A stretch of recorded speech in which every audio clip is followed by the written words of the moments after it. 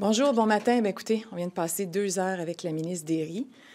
On a eu des échanges très importants. Et ce que je retiens, c'est qu'on a une ministre qui défend son gouvernement plutôt que de défendre les réseaux d'enseignement supérieur au niveau des cégeps, au niveau des universités. Évidemment, directement la population étudiante. Dans ses réponses, j'aurais souhaité qu'elle rassure la population étudiante, qu'elle rassure les réseaux. C'est son mandat. À la fin, dans sa dernière intervention, elle a parlé du fait qu'elle était pragmatique, qu'elle était une ministre de voie de passage. Ce à quoi j'ai répondu, on a besoin en ce moment, non pas d'une ministre de voie de passage, mais d'une ministre qui défend haut et fort le réseau de l'enseignement supérieur, qui honnêtement n'a jamais été autant mis à mal. Et ce que j'aimerais qu'on retienne ce matin, quand on parle de coupure, c'est de ramener ça sur le terrain. On impose à nos établissements de couper, de faire des choix tellement difficiles. Il faut que ce qu'on retienne, c'est qu'on affecte le service aux étudiants. On affecte l'achat d'équipements. Ça, je pense qu'on a touché une corde sensible. On listait des exemples parce que les cégeps nous ont fourni des listes d'achats qui sont reportés. On parle d'achats d'équipements qui sont essentiels pour qu'on puisse bien former nos jeunes sur le matériel à la fine pointe, pour les préparer, pour être prêts pour le marché du travail où ils devront œuvrer, exercer leur profession sur du matériel, évidemment, qui est à la fine pointe. Par exemple, en soins préhospitaliers. Ça, c'est un exemple qui est sorti ce matin. Donc, les coupures, ce n'est pas juste une question de prioriser certains projets d'infrastructure. Ce n'est pas juste le bâtiment, c'est aussi les équipements, les livres, etc.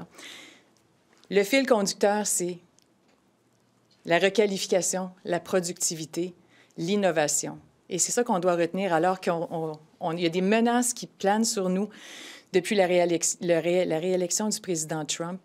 Le premier ministre en parle, il faut requalifier, il faut être plus productif. Et qu'est-ce qu'on fait? On coupe dans notre réseau d'enseignement supérieur. Honnêtement, c'est incohérent et ce n'est pas du tout la voie à suivre. Au niveau des universités, le projet de loi 74, dans lequel on n'a même pas entendu la ministre à l'automne, bien, encore aujourd'hui, elle a été incapable de défendre le réseau. Je m'explique. Le décret qui va être émis en vertu du projet de loi 74 n'est même pas encore annoncé sur les quotas qui vont être imposés sur l'accueil des étudiants internationaux, mais déjà, il y a un effondrement des demandes d'admission. Déjà, on voit que le message qui a été envoyé, surtout dans la francophonie, c'est un message que finalement, on ne veut pas les accueillir, ces étudiants-là. On en a besoin, surtout au niveau, encore une fois, de notre recherche, de notre développement, de notre innovation. On est en train de se tirer dans le pied. Quand même, le scientifique en chef est obligé d'intervenir puis de dire « Sortez, excluez les deuxième, troisième cycles. C'est trop important pour qu'on puisse être prêt à affronter et répondre aux enjeux de société d'aujourd'hui et de demain. » Donc, honnêtement, le fil conducteur, encore une fois, réussite académique, requalification, accès à l'enseignement supérieur, s'assurer que nos jeunes soient bien formés, que ceux qui sont déjà sur le marché du travail puissent être requalifiés. C'est pas le temps de couper, notamment dans les AEC, les attestations d'études collégiales. Ce sont tous des demandes qui viennent du marché, des milieux. Et surtout, le dernier point, j'aimerais que la ministre cesse de s'ingérer. Elle s'ingère aussi les décisions, les coupures, et quand on parle de quotas qui seront imposés pour les étudiants internationaux, je dis au gouvernement, laissez les recteurs, laissez les directeurs de cégep faire leur travail. C'est eux qui sont les mieux placés pour savoir où il est nécessaire de continuer d'accueillir des étudiants internationaux, notamment pour qu'on puisse maintenir les programmes. Il faut leur faire confiance, il faut leur laisser faire leur travail. Puis pour citer Mathieu Bellil ce matin, faire confiance à leur jugement. Ce sont eux les mieux placés. Voilà. Vous avez, le film me faisait remarquer, collègue, que vous avez fait le même genre d'exercice au mois de septembre. Qu'est-ce que, Mme Setlacqua, vous espérez que la ministre retienne de tout ça ou change avec votre intervention d'aujourd'hui? Parce que c'est votre interpellation quand même. Qu'est-ce que vous espérez de cet exercice-là qui est pas mal semblable à ce qu'on a vu cet automne? Oui, vous avez raison. En septembre, donc on se rappelle que la fameuse directive qui a été envoyée à tous les établissements de cégep, c'est 31 juillet, durant les vacances de la construction, alors que les travaux sont déjà en cours. Au Québec, la saison est courte. Pour faire des travaux, c'est durant l'été. et que les budgets d'investissement avaient déjà été étudiés, adoptés, approuvés, tout ça par les conseils d'administration, encore une fois, la gouvernance locale. 31 juillet, on venait dire, non, finalement, vous pensiez dépenser, disons, 30 millions, on vous coupe ça de moitié. Alors déjà, il y avait des cégeps qui étaient en défaut. Fait qu'on a réagi fortement en septembre par une motion du mercredi, une interpellation, tout ça. Mais là, 7-8 mois plus tard, il était vraiment temps qu'on fasse une mise à jour parce que depuis ce temps-là, j'ai commencé mon interpellation ce matin en faisant justement la ligne du temps des événements marquants. Ça ne fait que s'ajouter, au-delà des budgets d'investissement qui sont réduits, il y a eu, on a imposé un gel de recrutement, un plafond d'heures rémunérées. Et ça, donc, honnêtement, au niveau des cégeps, là, on est en train de prendre la pleine mesure de la directive qui avait été envoyée à la fin juillet, qui a été suivie par d'autres mesures. Et ce qu'on entend sur le terrain, c'est ça qu'il faut retenir, c'est qu'il faut cesser de parler à haut niveau et répondre avec des réponses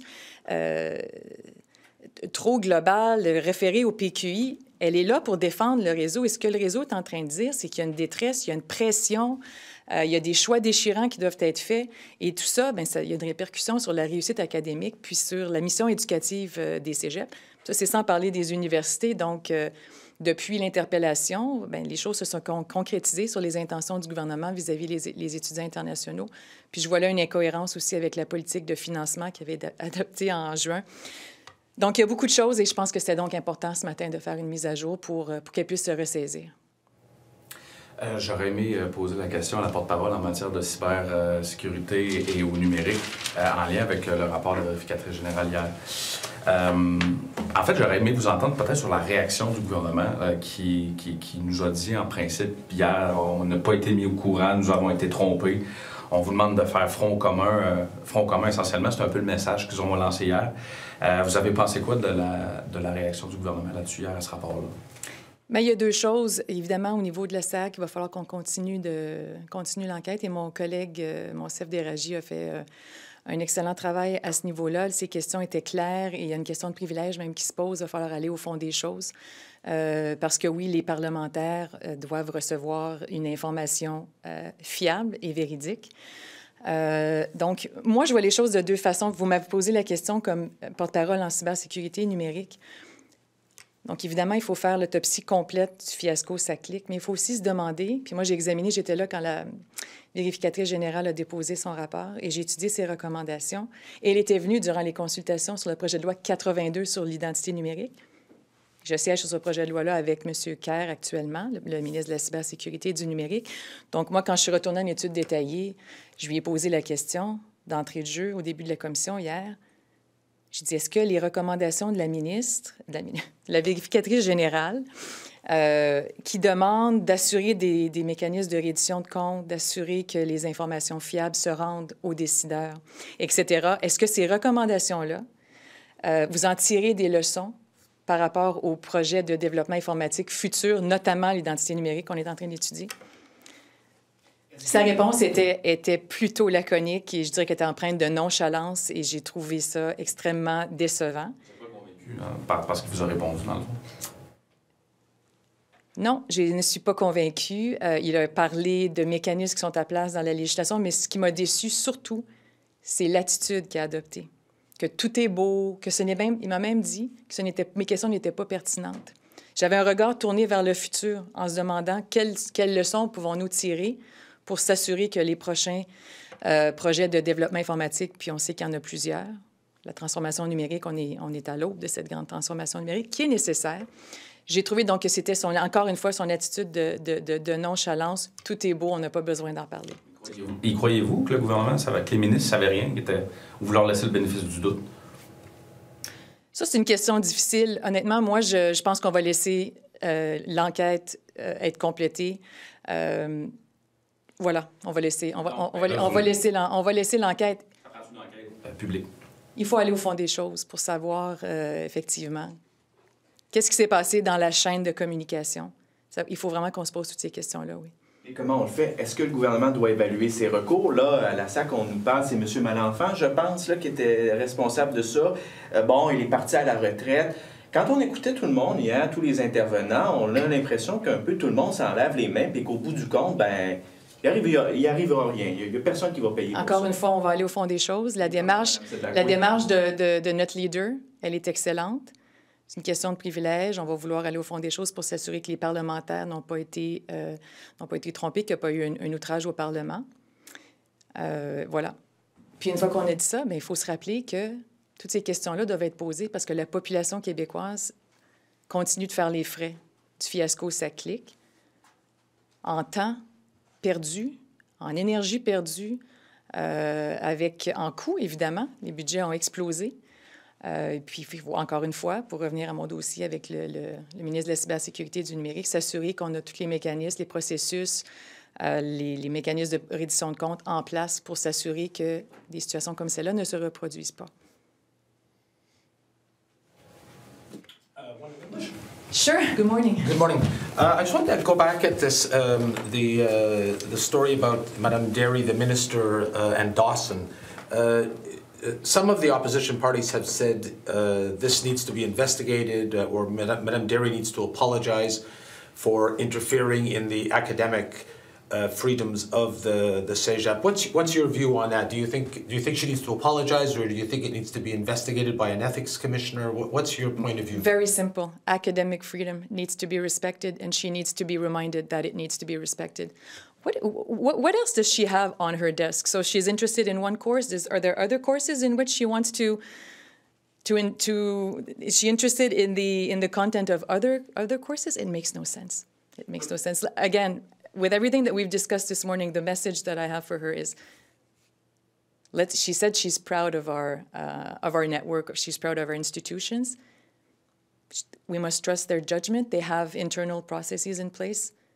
Let them do their work. So she should not be meddling in, is that what you're saying, in the affairs of Dawson, in the academic... Generally speaking, it's an important rule that needs to be respected. Academic freedom needs to be respected. You mentioned as well that the effects of Bill 74 are being felt now. Even before the decree has been adopted, the enrollment is dropping in many universities. What are your concerns on that issue? My concern is that the damage is already done, and it's been months now. So we need to be careful with our rhetoric as a government, as all the as elected officials, as a population. We need international students, and we need to, before we make these kinds of changes to our legislation and before we impose measures like the ones that were taken in, it goes back to the fall of 2023 when there were these tuition hikes. It wasn't thought through because they had to pull it back with respect to bishops. So clearly they hadn't thought through this decision. It was improvised, and we have to be extremely careful because even before we know what the quotas will be, there's already a severe impact. Already we can see that international students are less interested in coming to Quebec. Spooked, or they're nervous about the way the system works? Well, clearly, and the minister said this morning, let's wait and see. The applications are down. Let's wait and see if the registrations will be down.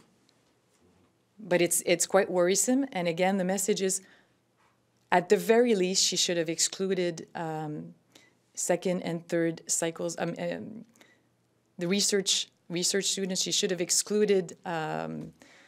Well, the universities had been, their request was exclude us from the application of the bill. That wasn't accepted. And at the very least, leave our master's and doctorate students out of this. Absolutely. It's a question of our ability to, in terms of research and innovation and productivity. And it's what we should be focusing on these days. Thank you.